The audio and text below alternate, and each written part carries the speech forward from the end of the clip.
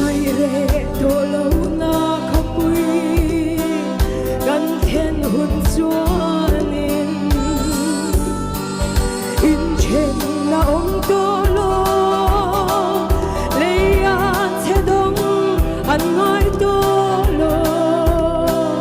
dù buồn hắn thiên để chúa lâu na ăn trong tô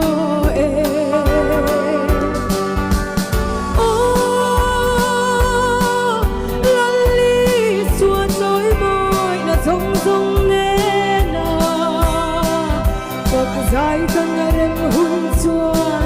xin luôn cần ngài lo và ngày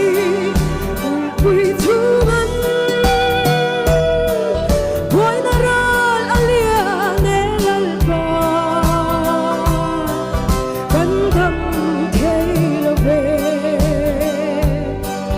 lâu lên lẽ la thao thiên